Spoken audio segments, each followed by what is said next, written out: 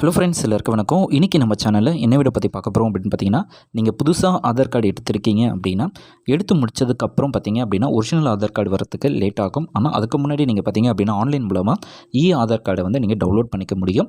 So இப்போ புதுசாக நீங்கள் ஆதார் கார்டு எடுத்திருக்கீங்க அப்படின்னா அந்த அக்னாலஜ்மெண்ட் ரிசிப்டை யூஸ் பண்ணி எப்படி நம்ம ஆதார் கார்டை டவுன்லோட் பண்ணுறது அப்படின்றத நம்ம டீட்டெயிலாக இந்த வீடியோவில் பார்க்க போகிறோம். ஸோ வீடியோவை ஃபஸ்ட்லேருந்து லாஸ்ட் வரைக்கும் ஸ்கிப் பண்ண பாருங்கள்.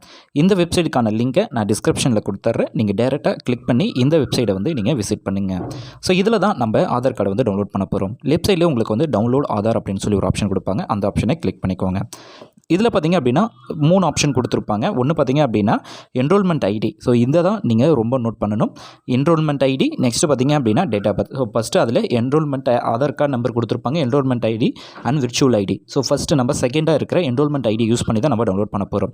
இந்த ரிசிப்ட்டில் இருக்கிற என்ரோல்மெண்ட் ஐடியும் அதாவது டேட் அண்ட் டைமை நீங்கள் நோட் பண்ணிக்கோங்க.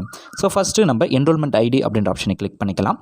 ஸோ என்ரோல்மெண்ட் ஐடி பொறுத்த வரைக்கும் உங்களுக்கு வந்து பார்த்தீங்க அப்படின்னா 28 கேரக்டர்ஸ், அதாவது என்ரோல்மெண்ட் ஐடி 14, அதுக்கப்புறம் 8 கேரக்டர்ஸ் பார்த்தீங்க அப்படின்னா டேட் அண்ட் டைம் அது வந்து உங்களுக்கு வந்து 8 கேரக்டர்ஸில் வரும். ஸோ ஃபஸ்ட்டு என்ரோல்மெண்ட் ஐடி 14 கேரக்டர்ஸை நீங்கள் என்ட்ரு பண்ணிவிடுங்க.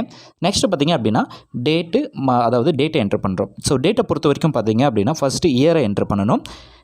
இயரை என்ட்ரு பண்ணிவிட்டு அதுக்கப்புறம் மந்த்து, அதுக்கப்புறம் டேட்டு. ஸோ இதுதான் இந்த பேக் ஆர்டர் வைஸாக நீங்கள் என்ட்ரு பண்ணணும். அப்போ தான் டவுன்லோட் பண்ண முடியும். ஸோ டேரெக்டாக அதாவது ஃபஸ்ட்டு டேட்டு, மந்த்து, இயர் அப்படின்றத என்ட்ரு பண்ணக்கூடாது. Year, month, date. ஸோ இதை வந்து நீங்கள் டவுன்லோட் பண்ணுற மாதிரி பார்த்துக்கோங்க. நெக்ஸ்ட்டு பார்த்தீங்க அப்படின்னா ஆஸ் யூஷுவலாக என்ன டைம் இருக்கோ அதில் கண்டினியூவாக எப்படி இருக்கோ 15, 20, 30 அப்படின்னு சொல்லி அதே நீங்கள் அப்படியே டைப் பண்ணிக்கோங்க. ஸோ டைப் பண்ணி முடிச்சோடனே கேப்சாவை நீங்கள் என்ட்ரு பண்ணுங்கள்.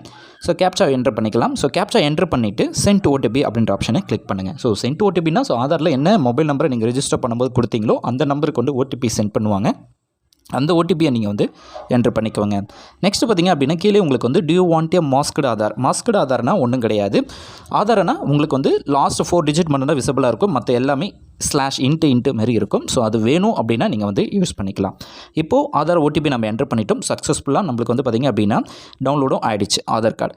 ஸோ இப்போ வந்து ஆதார் கார்டு வந்து பாஸ்வேர்ட் ப்ரொடெக்டடாக இருக்கும். ஸோ அது ஆதார் கார்டு பொறுத்த வரைக்கும் ஃபஸ்ட்டு 4 லெட்டர்ஸ் உங்களுடைய நேம், அதாவது கேரக்டர்ஸ், ஃபஸ்ட்டு 4 லெட்டர்ஸ் வந்து அப்பர் கேஸில் நீங்கள் என்ட்ரு பண்ணிவிட்டு இயர் ஆஃப் பர்த், அதாவது 1989. ஸோ உங்களுக்கு பேர் வந்து ரமேஷ் அப்படின்னா RAME என்ட்ரு பண்ணிவிட்டு உங்களுடைய இயர் ஆஃப் பர்த்தை வந்து நீங்கள் கரெக்டாக என்ட்ரு பண்ணணும். ஸோ இதுதான் பாஸ்வேர்டு.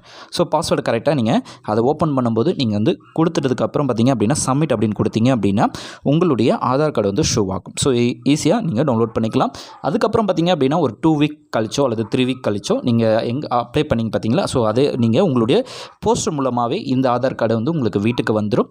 ஒரிஜினல் ஆதார் கார்டை நீங்கள் எங்கே அப்ளை பண்ணீங்களோ அங்கே போய் தான் வாங்கணும்னு அவசியம் கிடையாது. 2 வீக் கழிச்சு பார்த்தீங்க அப்படின்னா உங்களுடைய அட்ரஸுக்கு, அதாவது போஸ்டலில் என்ன அட்ரஸ் போஸ்டல் மூலமாக உங்களுடைய வீட்டு அட்ரஸுக்கு அவங்க வந்து சென்ட் பண்ணிவிடுவாங்க. இந்த வீடியோ உங்களுக்கு யூஸ்ஃபுல்லாக இருக்கும்னு நினைக்கிறேன். யூஸ்ஃபுல்லாக இருக்குது அப்படின்னா லைக் பண்ணுங்கள், ஷேர் பண்ணுங்கள்.